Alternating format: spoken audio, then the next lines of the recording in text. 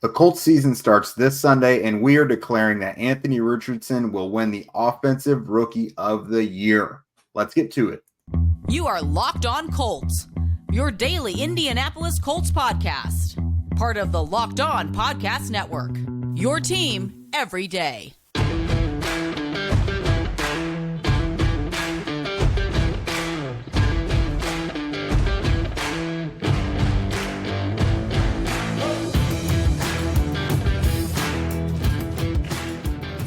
What's up? Thanks for tuning in and making us your first listen of the day. This is your daily podcast covering your Indianapolis Colts, part of the Locked On Podcast Network, your team every day. And today's episode is brought to you by Gametime.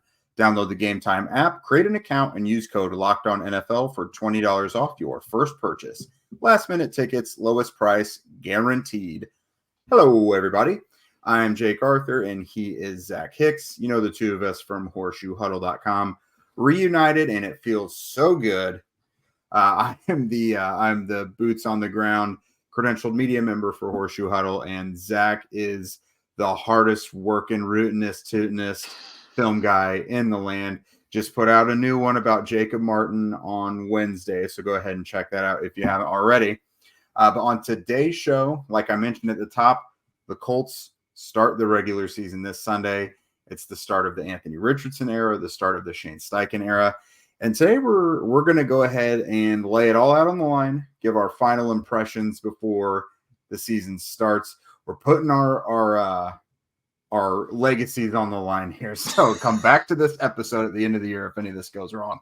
But no, we're going to go through the offense, defense, our expectations kind of for some individuals in each groups, some bold predictions, and then we'll finish up, is anyone going to be winning any awards, anything like that. So, Zach, starting off with the offense, looking at Anthony Richardson, this is probably a good opportunity to reference yesterday's show when you discussed a lot of the expectations for Richardson throughout the season, right off the bat in terms of schematics within the offense.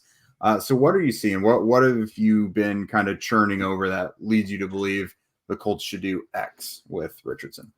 Yeah, I mean, I think when you look at this first season, it's really just about getting Anthony Richardson acclimated to the NFL and getting him in rhythm throughout the year and finding out what you have in this young quarterback. Because with all the evidence we have about Anthony Richardson so far, from his college days, from his high school days even, and just who he is as a quarterback, we don't know that much about him right now. We don't even know what his preferences are. Does he like pre-snap motion to identify defense? Does he like empty personnel? Does he like half field reads? Does he like full field reads? Does he even like being a quarterback that is rushing? Does he like being used on the ground? We saw it with Robert Griffin III a couple of years ago, where he just told the NFL that he did not want to run anymore, and then he was out of the league within a couple of years. But we just don't know what kind of quarterback he is right now. He's a young quarterback.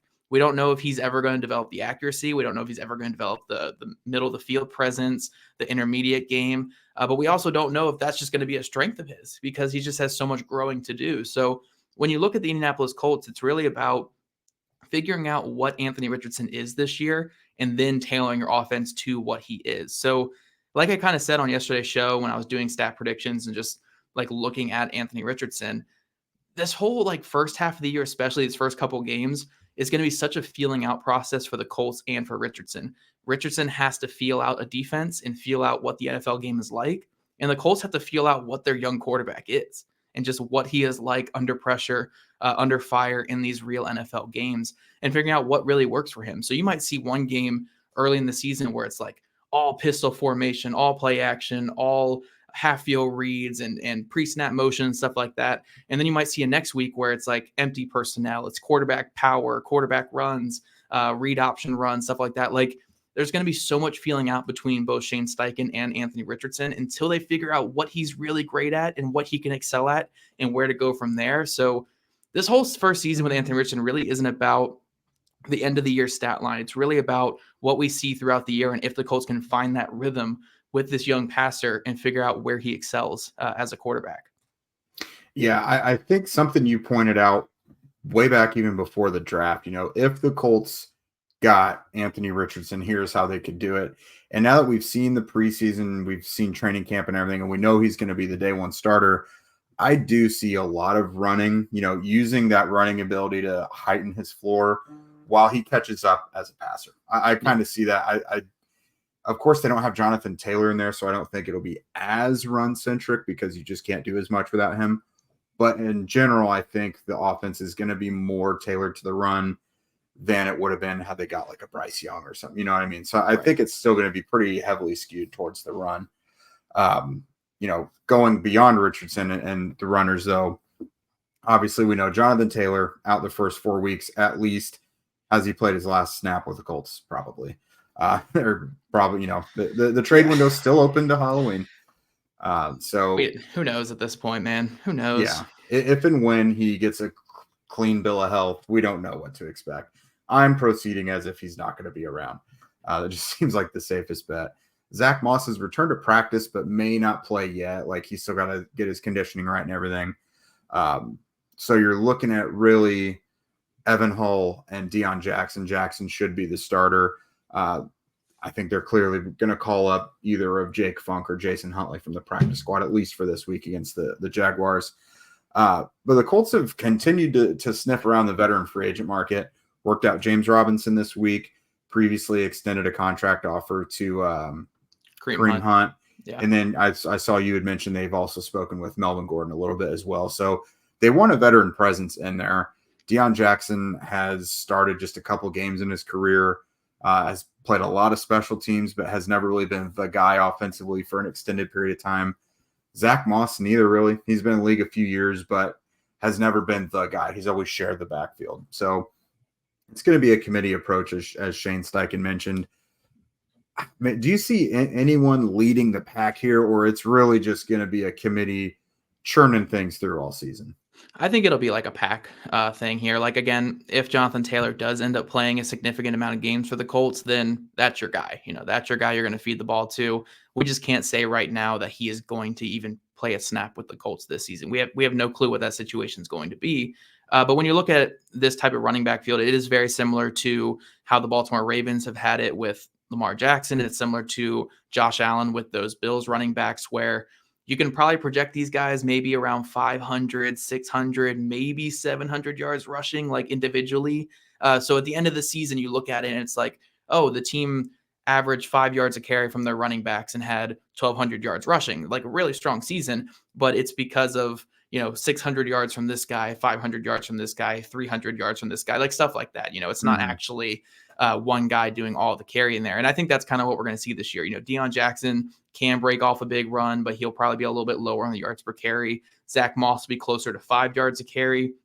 And then Evan Hull and his limited carries will be, a pretty efficient runner as well. I don't think that these three guys are going to, like, any one of them is going to explode as the top running back on the team. But I do think, they're going to be efficient. They're going to be effective. And altogether, it's going to make up a pretty good running back field for the Colts. That's kind of what I see too. It doesn't seem like any one guy is really going to pull away from the pack. Like, they all have somewhat comparable skill sets. There's not one guy, even taking like Jonathan Taylor out of it, you don't see one guy who's like head and shoulders above the rest. So I do think it'll be a team effort. You'll see someone in there different in pass protection, someone who they want to be a pass catching specialist, goal line, short yardage, all that stuff. So it's going to be a shared thing. Looking quickly at the pass catchers, this is kind of the same thing, lumping tight ends and receivers together. I mean, Michael Pittman Jr. is going to do his thing. Alec Pierce has his specialty, probably as a deep ball guy still. But Michael Pittman's days as being the dominant target are probably not in store for this year, would you say? Yeah, I don't think there's going to be any receiver that has this like insanely big year, like 1,100, 1,200 yards receiving, because I don't think the Colts are going to complete that many passes this year. And that's not me saying Anthony Richardson's going to complete like 20% of his passes, but I think overall the Colts aren't going to have the high passing volume. I don't think they're going to have like a super high completion percentage as well.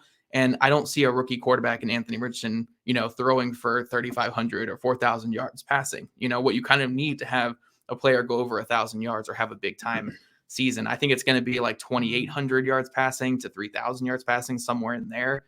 So I don't know if they're going to have a 1,000-yard receiver. I don't even know if we're going to have a 900-yard wide receiver. But you probably will have a bunch of guys who are, around the edge of like that 600 to 800 range. I think you'll have a couple guys in that kind of range right there.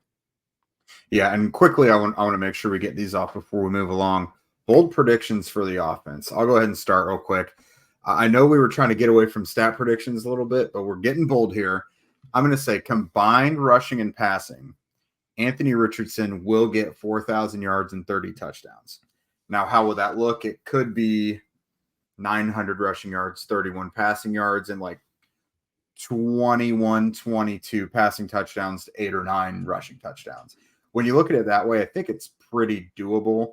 But I think this is going to be an offense that's very, very reliant on him. So I could see him putting that together. Do you have any bold predictions that are out there? Yeah, one thing I'll say quickly is this is hopefully going to be better than your bold prediction last year, where you had the Colts offense finishing top 5 in yardage across the entire league. That was a little bit of a struggle. Yeah. Real quick, mine will be that the Colts' leading rusher from a running back this year is not currently on the roster. Again, I mentioned a couple minutes ago that we think that the Colts running back room is going to be like 600, 500 yards, maybe leading that group in terms of rushing. So it's very feasible to see a guy like Kareem Hunt or Melvin Gordon or someone like that coming in and leading this group in rushing yards. So I'm going to say that the leading rusher from a running back this year is not currently on the Colts roster. I like it because the season starts this week. So yes, I mean, there's moves to make. But I mean, looking at the roster, I think we know they're not done tweaking with it. So we'll move on and talk about the defensive side of the ball in each unit here in a bit. But first, I want to talk to you guys about our friends over at Harry's. You know, it takes a lot of work to look this good. And you may not think I shave a lot, and I don't. Kind of clean up things here and there. But in general, I'm not a guy that shaves much. But when I do, Harry's has got the hookup. No matter why you shave, Harry's has you covered for the best shave of your life at a price that you'll love. From their legendary high-quality razors to skin products like exfoliating face wash and hydrating lotion, Harry's gives you a premium shave without the premium price tag. Get better quality and a better price than other razors when you get Harry's delivered right to your door. Harry's makes the skincare products that will give you the best shave ever. They've got creams, washes, and lotions that will keep your skin healthy and hydrated. Their blades are made from their own factory in Germany that stay sharp. Plus, guys who've tried it said their 8th shave is just as sharp as their first. Not to mention, the sleek, ergonomic, weighted handles look great in your bathroom and give you precise control with each swipe. Get your best shave ever this summer with Harry's razors and skincare products. Get a $13 starter set for just $3 at harrys.com/NFL. That's harrys.com/NFL for a $3 starter set. And thanks again for making Locked On Colts your first listen every day. The Locked On Ultimate NFL Season Preview is here. The 7-episode extravaganza brings opinions, analysis, and plenty of debate from all 32 of our Locked On NFL hosts with added insights from our national experts. It's a can't-miss series before the season kicks off. Catch every episode on Locked On NFL on YouTube, wherever you get your podcast. All right, Jake, so diving into this Colts defense, we're going to start with the Colts defensive line. And I actually mentioned this on social media the other day, or I guess you guys are listening to this on Wednesday. So on Tuesday, I mentioned this on social media that I think this edge group that the Colts have currently is probably the deepest that Chris Ballard has put together in his tenure with the Colts. I don't think it has that star power that maybe a Justin Houston, Danico Autry one did a couple years ago. But I do think that it has a lot of quality players that can get sacks and rush the passer and get things done. I mean, from 1 to 5, it's Kwity Paye, Samson Ebukam, Dayo Adangbo, Tyquan Lewis, and Jacob Martin, all guys who, when they are on the field, they can produce and create sacks. So when I'm looking at this edge group, and you can expunge on more of the overall defensive line here, Jake, but this edge group, I think, has the potential to create opportunities in the pass rush department and get sacks. These are all guys that know how to get to the quarterback. And now they have, again, they finally have the waves of pass rushers that we've been talking about for years. They finally have that. If your 5th pass rusher is Jacob Martin, who is a really, really solid rotational guy, who was, he had 25 pressures and only 155 pass rush snaps last year. If that's your 5th rusher, you're doing something right at edge. So I think this edge group actually has a bunch of potential to do some good things for the Colts this year. Yeah, it's been a hot minute. There's been times in the Chris Ballard era where they have several defensive ends, or they're pretty good looking at defensive tackle, but they've never had a full unit like they do right now. Like, the name recognition throughout the group is just really surprising. Like you said, when I saw they signed Jake Martin, I was like, to do what? Like, he's that far down the depth chart. That's really nice. Yeah. People are really excited about Isaiah Land, who they just picked up. I believe he was a rookie. The Cowboys, it was a bummer on their part that they weren't able to bring him back. But he's, an exciting, energetic pass rusher there as well. So they're really deep. And, if you're forecasting that you're not going to have like Tyquan Lewis for 17 games, for example, you pick up right where you left off. Like you have these waves, just like you mentioned. Like one injury is not going to derail the whole group. Like, it may hurt if a Kwity Paye or a Bukum goes down for any period of time, but you've got pass rushers all over the place now, interior and out on the outside. Again, you get any improvement from like Eric Johnson and Adetome Adebore, that's a big plus. McTelvin Agim is available to add from the practice squad. So I'm pretty excited about what this defensive line can do. Like, and they were already pretty good last year. Yeah, no, I think it's not to the same degree, because I don't know if they have the overall star power that these two teams I'm going to mention have, but like the New York Jets, how they just have waves of pass rushers, or the San Francisco 49ers, where they just have that heavy rotation. I don't think the Colts are going to be as good as either of those two teams at rushing the passer, but they actually have rotational guys that can come in. They haven't had that the last 4 or 5 years. I mean, you could probably even go back all the way to the early days of Dwight Freeney and Robert Mathis, maybe. Like, that's probably the last time they've actually had rotational guys that can come in and do some things, because they, like, even when they had Nico Autry and Justin Houston, they didn't really have the guys behind them. Like Kamoko Toure maybe once in a while, but that was really it. Now they actually have the rotational guys that can come in and get some things done. But moving over to linebacker, it's kind of par for the course with these guys. We know kind of who we have here. EJ Speed and Zaire Franklin are going to be rock solid players. It really comes down to Shaquille Leonard and what we're going to get out of him. And hopefully he's good to go this weekend, and hopefully he's good to go the whole year. But linebacker, I feel pretty good about this group as long as they stay healthy. Yeah, this one's a quick one. I'm expecting good things from Zaire Franklin again. Even if he doesn't even have to improve upon last year. If he duplicates last year, that's a really nice performance. Same with EJ Speed. I mean, they've been looking for reasons to get him more involved. They think he's a really big playmaker. And then Shaquille Leonard, even if he's, I don't want to say 100% all year, but just being out there, he's like that ball magnet. Like, he was only out there a few games last year and had an interception out of it. So that kind of player, plus someone who can create turnovers, like with punching the ball out, huge plus. Not much to write home about the linebackers. You, again, like you said, you kind of know what you're getting there. The secondary is really where it's at. Yeah. Just an enormous amount of turnover at cornerback. You're looking at Darrell Baker Jr. and Dallas Flowers on the outside right now, with Kenny Moore on the inside. A rejuvenated Kenny Moore, and then probably don't know much what to expect from Baker and Flowers because they just haven't really been here before. But their summer performance was pretty good. I mean, then you got a couple talented rookies in the waiting as well. So it's a young group that's going to take their lumps, but I think we'll be able to tell pretty quickly if what to expect for the future. I don't think it's going to be that ugly. Yeah, no, I think the defensive backfield is going to be a lot like Anthony Richardson this year, where there's a big feeling out period. I mean, if you look at the front seven that the Colts are going to be throwing at this season, it's very Gus Bradley. The front seven of this team is everything Gus Bradley could want out of a front seven. The back four, back five, however you want to say it, with nickel and dime defenses. The back line here with the defensive backs, they are the Gus Bradley style. They are built to be Gus Bradley defensive backs, but they're more so in mold. They're not really in actual play right now. The front seven's ready to go. Front seven is ready to go and ready to be that Gus Bradley front seven.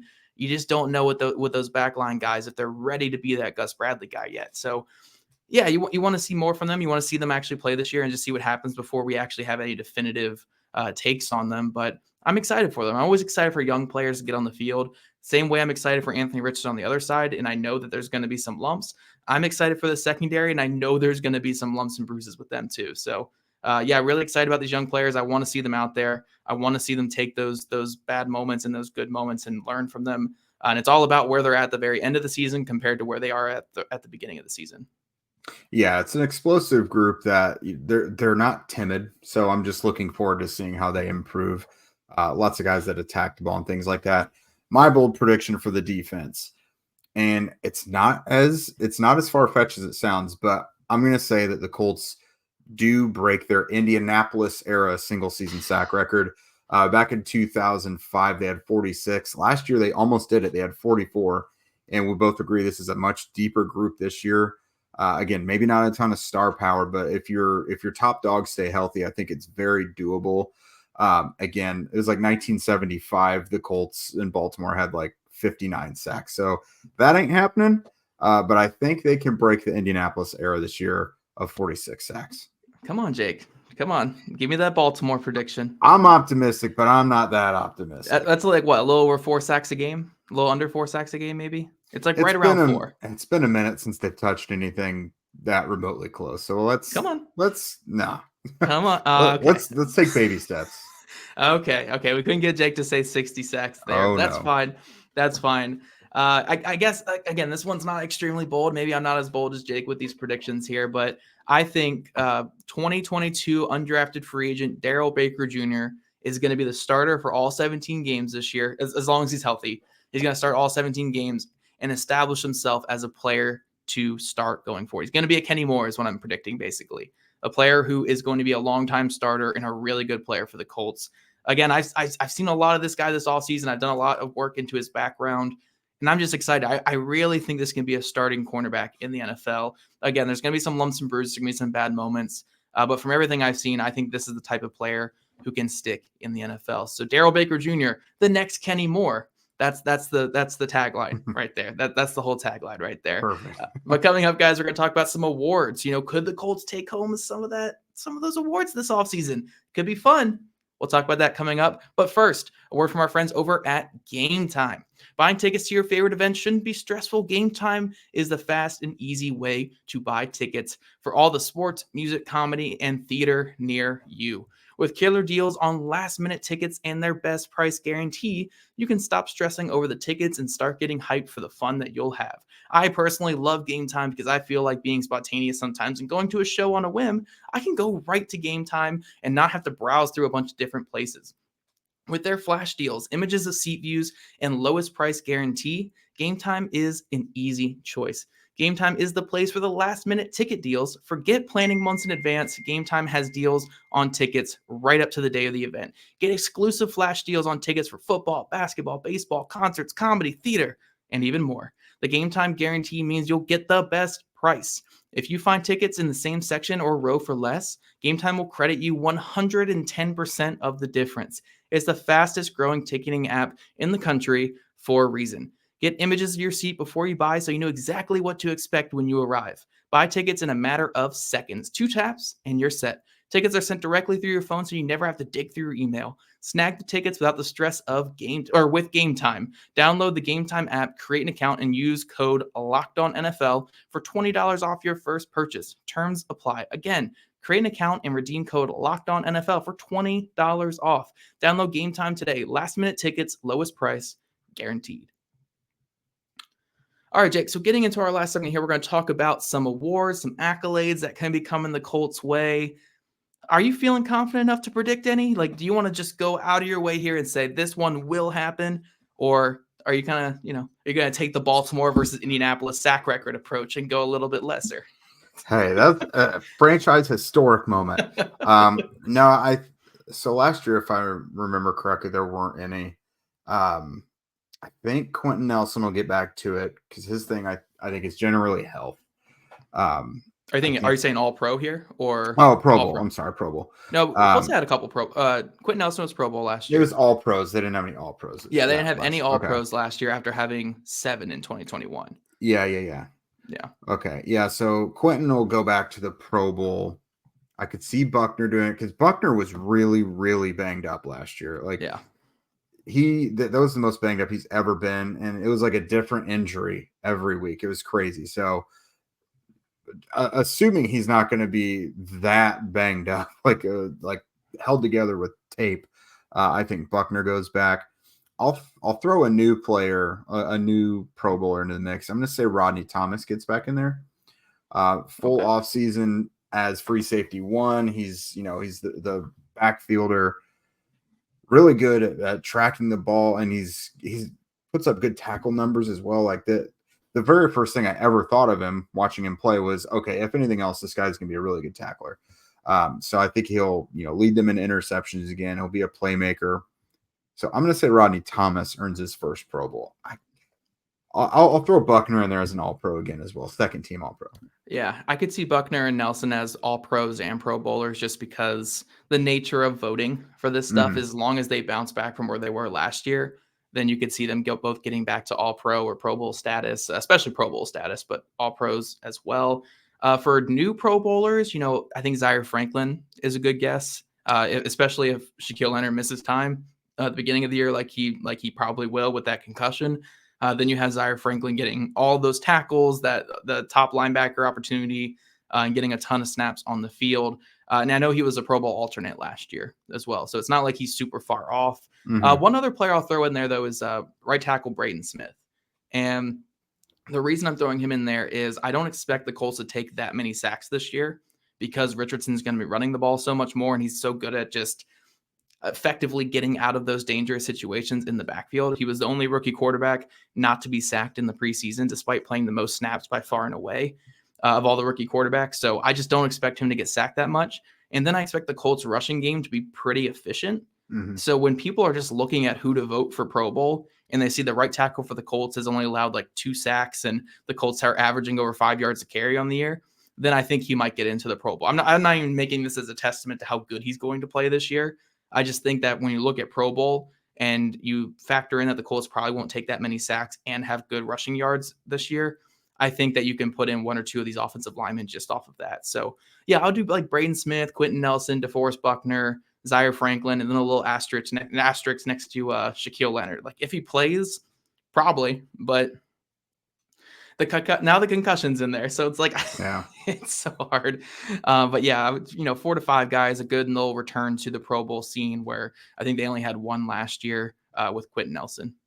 Yeah, for the same reasons you said Smith, I could also see Ryman. He's, the shinier, newer thing. I've seen people do like film rooms on him, so he's got a little more notoriety.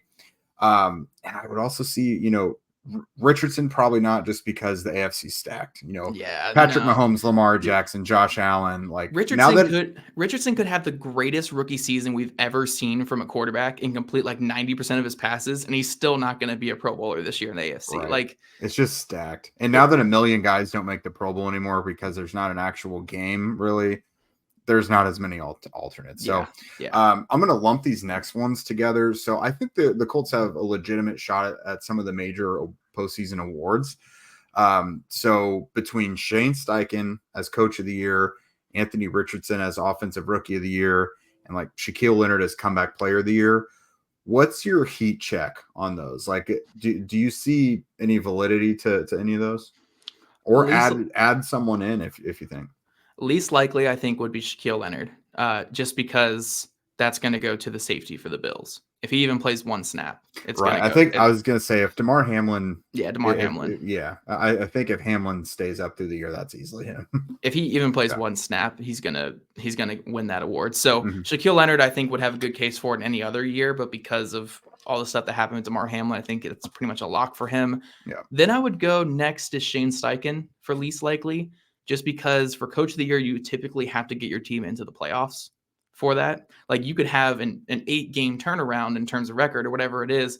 I think for the Colts to make the playoffs, it'd probably have to be like a 6-game turnaround from what they had last year, but not win this award because it's all about playoffs. So if he gets the Colts in the playoffs, which I'm not saying is impossible, I just don't think it's super likely, then I think Coach of the Year is his if he gets the Colts in the playoffs.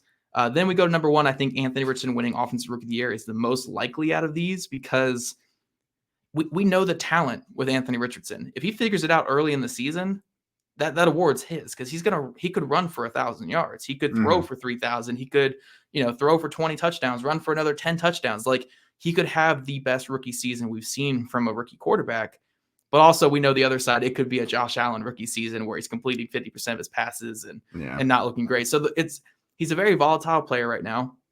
We don't know what we're going to see in year 1. So you can feel safe saying, I could definitely see him being Rookie of the Year because he has that talent. He has that potential. It's just about how soon he figures it out and how much he realizes that potential here in year 1. But yeah, I wouldn't rule out rookie of the year. I mean, Bijan's going to run for over 1,000 yards. Bryce Young and CJ Stroud are going to have good seasons as well, but it's not like Richardson's like way behind those guys. If Richardson just figures it out early in the season, he could easily win that award. And I wouldn't fault anyone for predicting it. Like, I think you wanted to go out on the limb and predict it.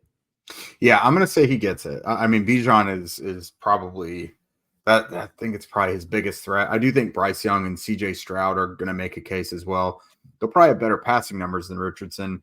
But just based on like the voters and everything, I think Richardson is going to become a fan favorite across the NFL very quickly.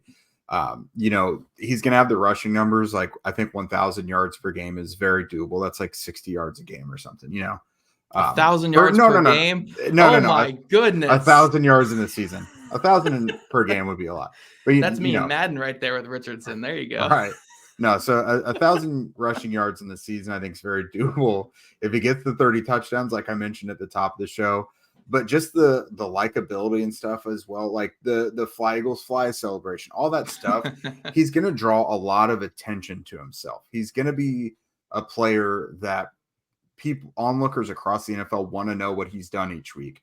And again, he's probably not going to have those gaudy passing stats, probably not even the stats of Bryce Young or CJ Stroud, but his body of work and just like the excitement factor that he's going to bring, I think that's going to get him offensive rookie of the year. And I don't think the Colts are going to be a disaster because they won't give it to a guy whose team sucks. Yeah. So like, I think the Colts will be pretty competitive and they'll be an exciting team to watch on many weeks because of him. There you go, guys. We've given you some plenty of hot takes. Hopefully they age better than last year's, where again, Jake was saying that the Colts are going to have a top 5 offense. I was saying these certain guys are going to be all pros when clearly that never happened. Like, it was brutal last year. So hopefully these age better. But everydayers, don't worry. Tomorrow is crossover Thursday. So we are back with you for the latest with our man Tony Wiggins from Locked On Jaguars. You guys tend to love when we have him on. He's a blast. Tony is the best at the network. Besides us, obviously, we're great too. But no, Tony is phenomenal. So we're going to talk all things Jaguars Colts with him tomorrow. And if you don't already, follow at Locked On Colts, at Jake Arthur NFL, and at Zach Hicks 2, all on Twitter/X. Also, subscribe to Locked On Colts podcast on YouTube, wherever you listen to your podcast. We love your guys' ratings and reviews. And we'll see you guys back here bright and early tomorrow morning.